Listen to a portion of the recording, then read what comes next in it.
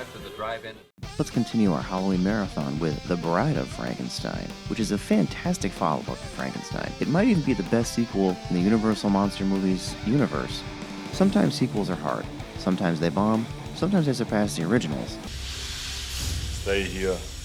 I'll be back.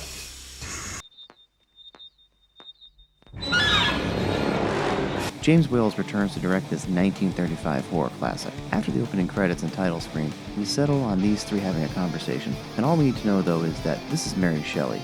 After a quick recap of the first movie, she tells the two fellows that she has a part 2 to her book. This is Elsa Lancaster, and we might see her again later. She opens her tale with the villagers all standing around the burning windmill from the first movie. The mouthpiece here is Uma O'Connor as Minnie. She kinda comes and goes in this movie. Everyone leaves but Hans. This is Maria's father from the first movie. This time he's played by original Barlow. He stays because he wants to see the monster's dead body, but he falls into the water below the windmill, and guess who else is down there?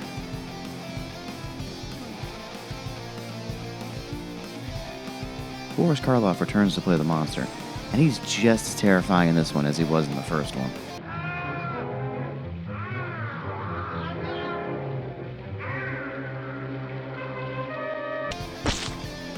Oh yeah, this is his wife, played by...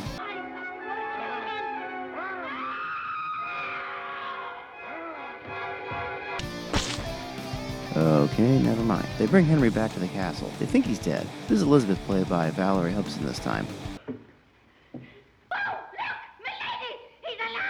Nope, Henry is still alive, and Colin Clive is back to play Dr. Frankenstein. What a terrible wedding night. That night, while recuperating from the day before, they get a knock on the door from Dr. Pretorius, played by Ernest Thesiger. He comes to see Henry about joining together to work on a new project. Henry wants nothing to do with him, but the doctor persuades him to come see what he's been up to. If you couldn't tell already, this is our new mad scientist for this movie.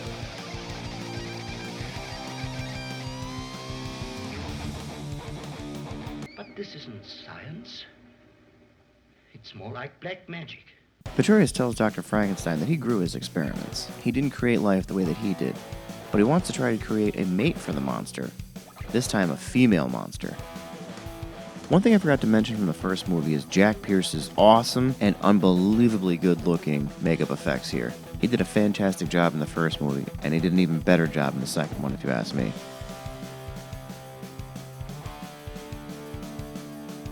This is an interesting scene.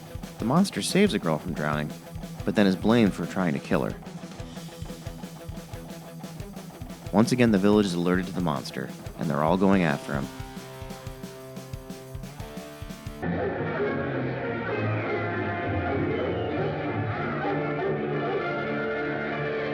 I'm gonna guess this guy is dead.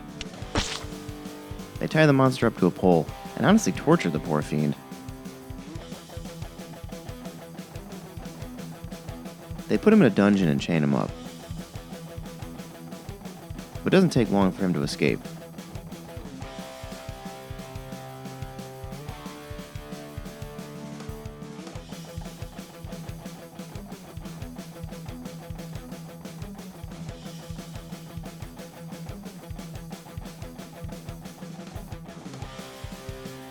I'm going to count that as a death, too. Yep, he's dead, too. Where's Frida? She got mad. Oh, Lord! Okay, this is getting out of hand now.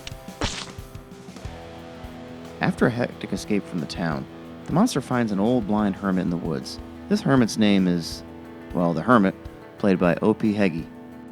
And he befriends the monster, treats him like, well, a human being. Good. Their playtime is cut short, though, by, holy shit, that's James Carradine. Look, it's the monster. The two hunters engage in a fight with the monster and accidentally light the old man's house on fire.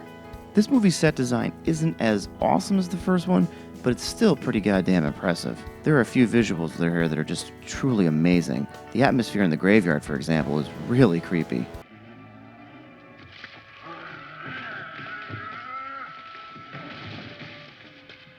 Well, look who's still robbing graves. Dwight Fry is back. This time it's Pretorius' sidekick, Carl. Also there's Ludwig, played by Ted Billing. They're gathering bones for their female monster. The two leave the crypt, and Pretorius stays to have a drink. And then the monster joins him. He also tries to befriend the monster. Uh-oh, let's see where this is gonna go. Pretorius once again goes to see Henry to try to persuade him one more time to help him. Henry's still reluctant, so the doctor tries another method of persuasion. The monster kidnaps Elizabeth. Now he has to help if he ever wants to see her again. Alive.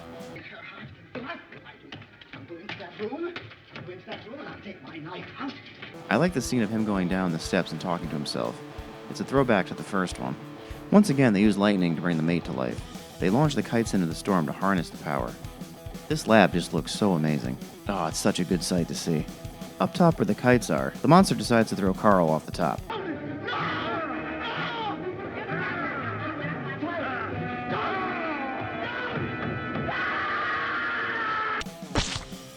But this is the second time Dwight Fry has been killed by Boris Karloff. They bring the bride to life using the lightning, and we get to hear Colin use those awesome words once again.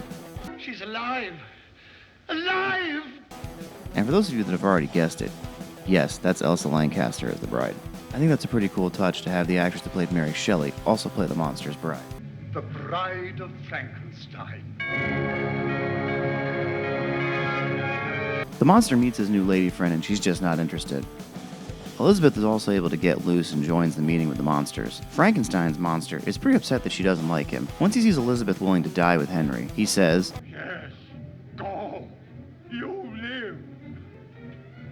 You stay. We belong dead.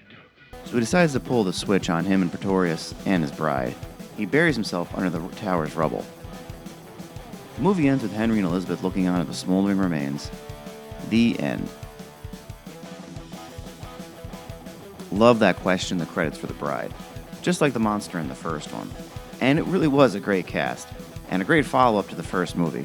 I really feel this was just as good, if not better, than Frankenstein. The cast was great. The only drawback was Minnie, because she was really fucking annoying. Thesiger is very animated in the way he talks and moves. He's never boring when he's on screen either. He's a very talented actor, but I still think Dr. Frankenstein, once again, kills it. Every time he's on screen, he's amazing. The way he delivers lines, the way you can kind of slowly see him losing his mind again while they're creating the girl monster. Boris Karloff, again, is also very, very awesome in this movie. The monster's a bit more dopier in this one, almost childlike.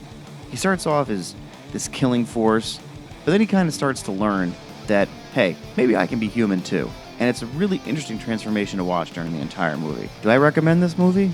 Absolutely. Especially if you watch the first one. Both movies are only just around an hour and 15 minutes. You could probably kill both of them in one afternoon. Like I always say, grab a pizza and some beers and watch The Bride of Frankenstein.